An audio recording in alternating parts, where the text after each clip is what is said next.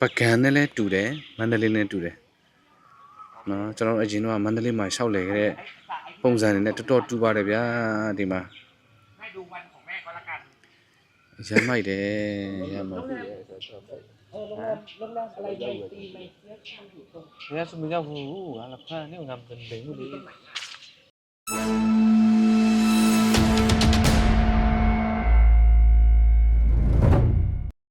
โอเคမင်္ဂလာပါ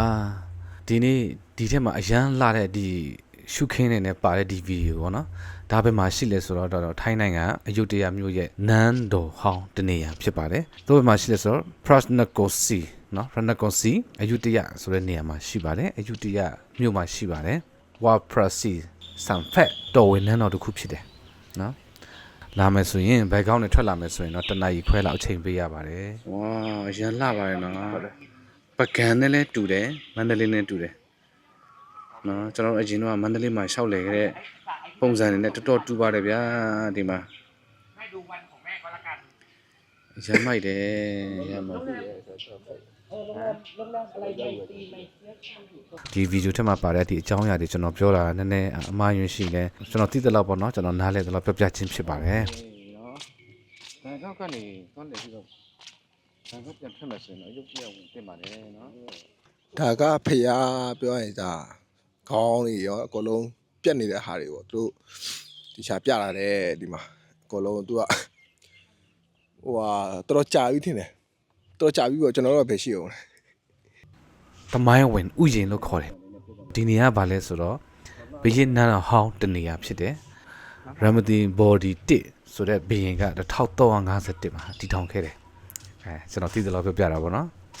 1569ခုနှစ်လို့လည်းရေးထားတာလည်းရှိတယ်1969လည်းရေးထားတာရှိတယ်ကျွန်တော်လည်းအတိအကျမသိဘူးနော်ဥအောင်စီကကျွန်တော်တို့အယုဒ္ဓယကိုတက်တိုက်တယ်နော်ဒီနေရာလည်းပါမယ်တခြားနေရာလည်းပါမယ်ပေါ့နော်အဲ့ဒီတိုက်ပွဲအတွင်းမှာဒီဟာတွေအကလုံးကပျက်စီးသွားတယ်လို့သိရတယ်အဲ့မှာဘာတွေဆုံးရှုံးခဲ့ရတယ်လဲဆိုရင်ဒီနန်းတော်ဟောင်းထက်မှာဒီနန်းတော်ထက်မှာရှိတဲ့တန်မိုးကြီးတဲ့အမှုပညာလက်ရာဒီအကလုံးအမြောက်အများဒီလိုပျက်စီးသွားတာပေါ့နော်โอเคဒါတော့ဘာစောက်ဦးလဲတော့မသိဘူးเนาะဒီစောက်ဦးပြည့်ကြီးထဲကိုကျွန်တော်တို့သွားလက်မှာဖြစ်ပါတယ်ဩတင်လားဘယ်နေရာကြီးကြီးသူ့ view နဲ့သူ့ down နဲ့သူ့အကုန်လှတယ်ဒါကျွန်တော်တို့မမိခဲ့တဲ့ရာဇဝင်ထဲကအကြောင်းအရာတွေပေါ့နော်အကုန်လည်းမသိဘူးပေါ့နော်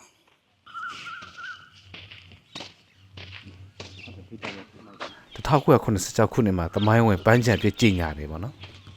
1969ခုနှစ်မှာဒီထိုင်းနိုင်ငံအနုပညာဦးစီးဌာနကကြီးညာတယ်ဒီ project ကိုသူတို့လုပ်တယ်ဒီပန်းချံရဲ့တစ်စိတ်တစ်ပိုင်းဒီနေရာတွေကို UNESCO ကကမ္ဘာအမွေနှစ်1991ခုနှစ်မှာကြီးညာခဲ့တယ်ဘယ်လောက်မိုက်လဲကြည့်လိုက်ကိုမှရှိတဲ့ဟာတွေဘယ်လောက်ပဲပစ္စည်းထိမ့်သိမ့်တတ်တယ်ကြီးညာတတ်တယ်ဆိုရင်တော့ဒီလိုမျိုးသမိုင်းဝင်အမွေနှစ် UNESCO ကပေးတဲ့သမိုင်းဝင်အမွေနှစ်ကတော့ရမှသိကြပါတယ်ဒါတော့ရင်ခိတ်တော့ဒါအဆောက်မင်းအဆောက်အဦဖြစ်မယ်ထင်တယ်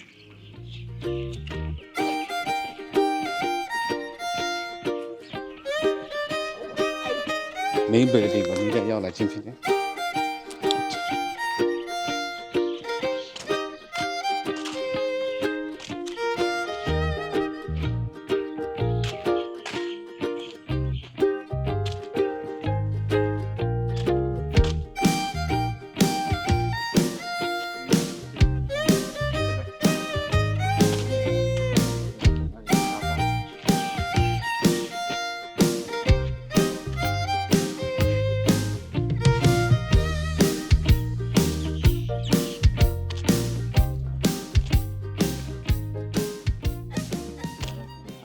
အယုဒ္ဓယမြို့မှာဘာရှိတယ်လဲဆိုတော့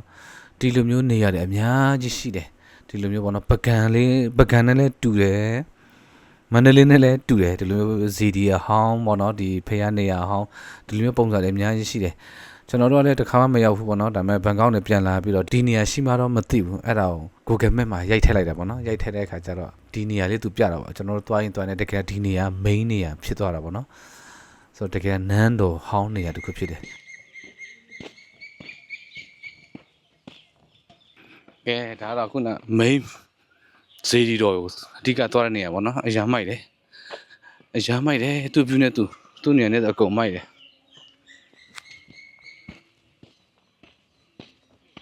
ဟိုခုနဆောက်ဦးကနေအပြိုင်ရှိတဲ့ main ဇေဒီတော်တွေပေါ့နော်ဒီကလာကြကြည့်ဖြစ်ပါတယ်မန္တလေးလူမျိုးနဲ့လည်းတူတယ်ပကံနဲ့လည်းတူတယ်ပကံတော့တင်မလားဇေဒီဖရိုးတွေကတော့တနေရဝေးကြီးလေဒါပေမဲ့သူကကြတော့နန်းတော်ဟောင်းနေရဆိုတော့သူတစုတစည်းတီထဲမှာရှိတယ်ဒါပေမဲ့ဒီနန်းတော်ဟောင်းကျွန်တော်ခုလေတဲ့နေရာရဲ့အပြင်ဘက်မှာအဲ့လိုမျိုးပဲဇေဒီပထိုးတွေအများကြီးပဲနော်ပြီးတော့အဲ့ဒီအနီးနားမှာပဲမဟုတ်တခြားနေရာမှာအဲ့လိုပကံလိုမျိုးအဝေးကြီးတစ်ခုနဲ့အဝေးကြီးလည်းရှိတယ်ပုံစံလည်းအမျိုးမျိုးပဲပေါ့နော်အဲ့ပကံနဲ့လည်းတူတယ်မန္တလေးလည်းတူတယ်ပေါ့နော်ဒါအညာဒေသမှာဇီးပီနဲ့ကြီးလိုက်လုံးဝအဲ့လိုပဲအဲ့တော့ဘန်ကောက်ကလူတွေကသွားလည်မယ်ဆိုရင်နင်းလေးပဲတနိုင်ကြော်လေးပဲကားမောင်းရတယ်ဒီမှာထူးခြားချက်တစ်ခုကဘာလဲဆိုတော့ဒီနေရာကိုတတ်ရှင်းတတ်ရနဲ့ပေါ့နော်ပုံစံမပြောင်းသူတို့ငကိုရှိတဲ့ဟာကိုပဲလုံးဝဟိုမကုတ်ပေါ့နော်ဒီလူလျှောက်လန်းလေးတွေကစနည်းနည်းလေးအစ်စ်ပြန်ထည့်လာတာတွေရယ်လူလျှောက်လန်းထည့်ရတယ်ဆိုတာလေအဲ့ဒါလေးတွေမထည့်လမ်းလျှောက်လို့အဆင်မပြေဘူးလေတယ်မလားဆိုတော့ဒါကUNESCO ကမ္ဘာအမွေအနှစ်ဇာတ်ဝင်ထဲမှာပါတယ်ပေါ့နော်လုံးဝကိုလှတယ်ဗျာဘာဖြစ်လဲဆိုတော့အဲ့ဒီထဲမှာအဲ့ဖျားပထိုးတို့ဒီနန်းတော်ဟောင်းကြားမှာစိုက်ထားတဲ့အပင်တွေကတပ်ပုံဆရာတွေအတွက်ဗီဒီယိုဆရာတွေအတွက်ပေါ့နော် composition ယူဖို့အတွက်အရန်လှတယ်တကယ်တော့ဒီတပ်ပင်တွေမရှိရင်လည်းလှတော့လှတယ်ဒါပေမဲ့တပ်ပင်တွေရှိတဲ့အခါကျတော့ပို့ပြီးတော့လှတယ်သူကဘာနဲ့တူလဲဆိုတော့မန္တလေးကျွန်တော်တို့နန်းတွင်းနဲ့လည်းတော်တော်တူတယ်ဒါပေမဲ့သူ့မှာပေါ့နန်းမြုံစင်တော့မရှိပေါ့နော်အဲ့လိုမျိုးလေဒီဗီဒီယိုရဲ့နောက်ဆုံးခါနေလေးမှာဒီကောင်ကနန်းတွင်းတစ်ခုဖြစ်တယ်နားတော့ဟောင်းတစ်ခုဖြစ်တယ်ဆိုတာသူ့ရဲ့ပုံစံငယ်လေးရှိရနော်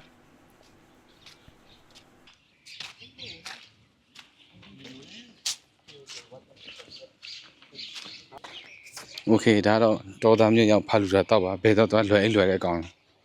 ဒီလားထဲမှာဘာမှပါလဲမဟုတ်ဖုန်းပါတယ်ဘက်ထရီအမရှိတဲ့ကောင်လေနာမည်ကြီးတဲ့နေရာတွေရှောက်လဲပြီးဆိုဖုန်းအလုံးဝမရှိဘူးပြီးအိမ်ပြန်ရောက်ရင်နောင်တိုင်းရတဲ့ကောင်လေဘယ်တော့မှလည်းမသက်ချင်မရှိဘူးအဲ့ဒီထဲမှာအဲ့ဒီဖုန်းပါတယ် iPhone ကိုင်တဲ့ကောင်လေဘက်ထရီမရှိတဲ့ကောင်လေ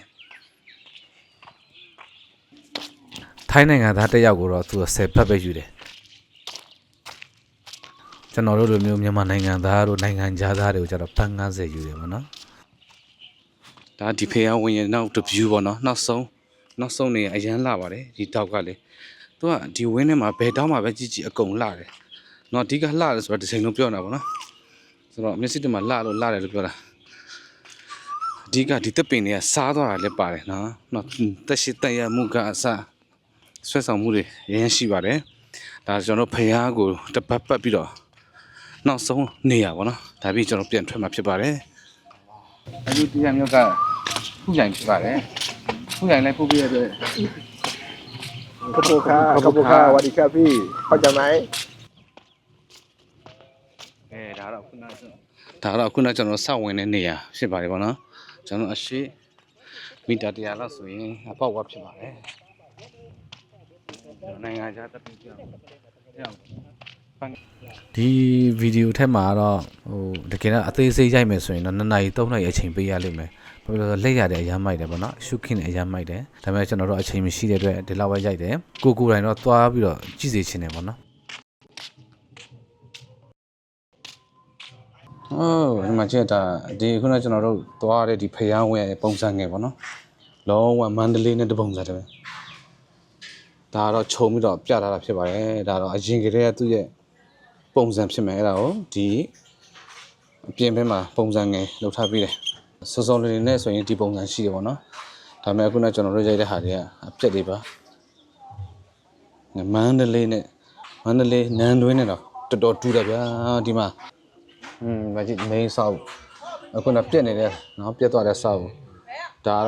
တော့ဖျားခုနအရန်လာတဲ့ဖျားတွေပါအခုပြန်ပြတ်ပေးထားပါတယ်ဖျားတွေနဲ့တူတဲ့ဒီတပုံစံတူဖျားတွေအများကြီးရှိတယ်ဆိုတော့ဒီ trend လိုက်ပို့တာဖြစ်မယ်ထင်တယ် okay bye bye bye